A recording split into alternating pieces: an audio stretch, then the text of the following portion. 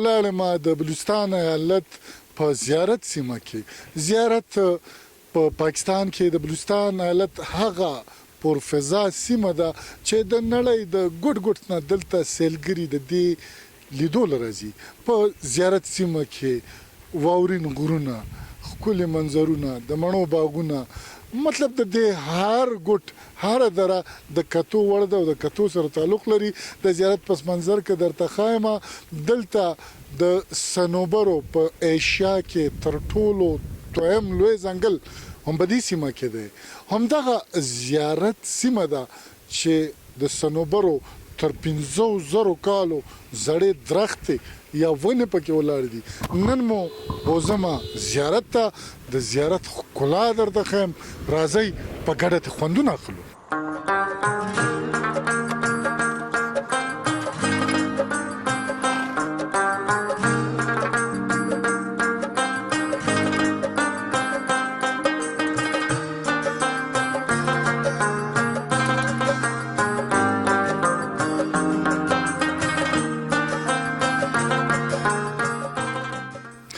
مینوال تاسو چې کله زیارت ته راځئ نو د زیارت د یخ موسم د ښکلو منظرو نه د خوندونو اخیستو ترڅنګ به تاسو فکر کوئ چې دلته به نور هم د مشغولا ډېر اسباب وي.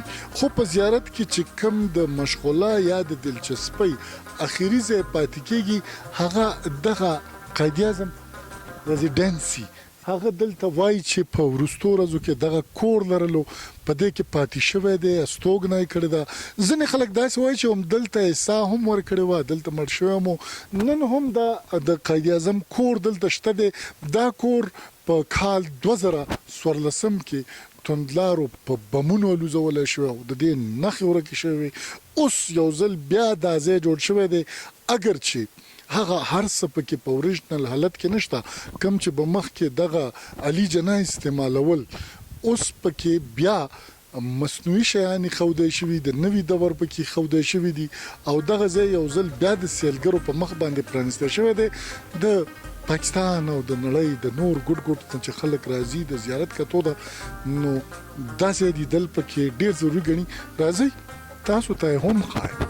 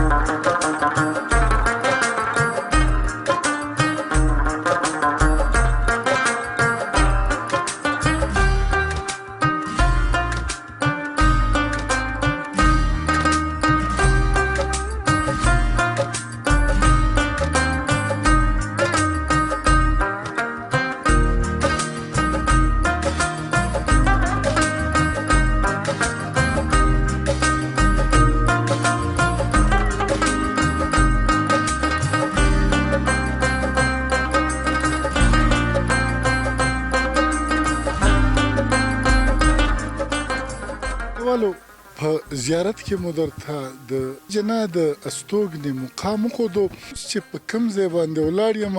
دې ته پراسپیکټ پوینټ وایي. دنګ دنګ غرونه دي، په دې کې د صنوبرو ونې ولاړې دي. تاسو ته به ښکاري ګیر چاپېره چې غرونه په واورو باندې پوښل شوي دي. په دغه سیمه کې چې کله بنده د دې غره د پاسه ولاړ وي، لاندې یو تترین ښکاري، یو ګړنګ دی او دغه لاندې ګړنګ چې تاسو ته ښکاري دا د خرواري بابا سیمه ده. د خرواري بابا سیمې ته هم ډېر سیلګري راځي.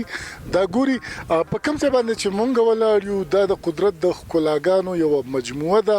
یخه ده او داسې یخه سیمه ده چې په سخته ګرمۍ کې هم دلته بنده ته د کمبل اغوستو یا د شړۍ اغوستو ضرورت پیښیږي او په ژمي کې دلته -12 درجه حرارت رسیږي. د دې نه پس راځئ ښایو درته د زیارت سیمې د ښکلا ځینې نور اړخونه.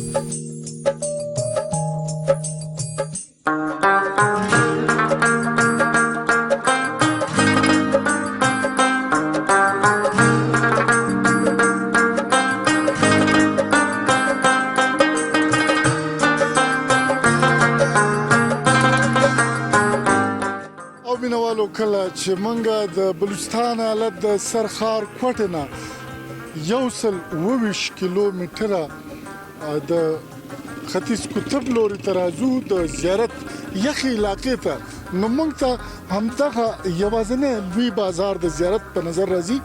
اگر چې دا ډیره زړه راښکونکې سیمه ده د منظرونو په حواله باندې، د موسمونو په حواله باندې، خو تاسو کتلی شئ چې د دې په دغه لوی بازار کې د ګوتو د شمېر څو دوکانونه دي چې په دې کې د چایوالا دوکان دی، د کریاني دوکانونه دي، یو پکې د ټوټو جامو دوکان ښکاري، او که چېرته د نورو سیمو نه د بهر علاقو نه خلک د دې سیمو لیدنو لراځي یا د دې نه خوند اخیستو لراځي او دلته پاتې کېده غواړي، نو دلته داسې هیڅ اسانه نه ترسره کېږي چې هغه سیاحان ځان ته رامات کړي.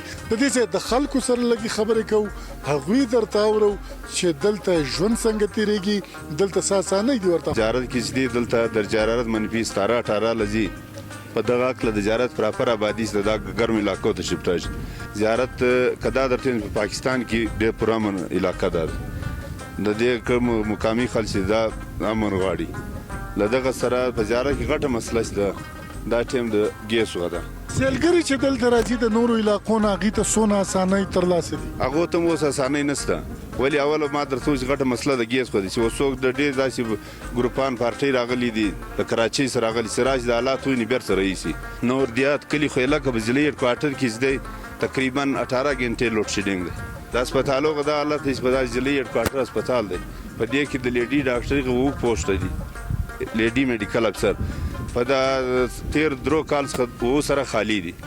جنکو کالج شته په زیارت کې؟ جنکو کالج خو اوس تر اوسه پورې دا کوم د الکوان کالج چې په دې کې 2 کلاسونه اخیستل او ټیچران یې میل ټیچرانو، اوس یو دغه شروع کړی بلډینګ ګورنمنټ لاندې دغه سره که حکومت په صحیح معنا لکه زموږ په خیبر پښتونخوا یا په پنجاب په سیمه کې چې حکومت کومه توجه ورکړې ده د هغه نیمه توجه که د ډېر ورکړي. زیارت انشاءالله په ډېرو حوالو باندې د سیر ځای دی، بیخي په زیات تعداد به خلک راشي.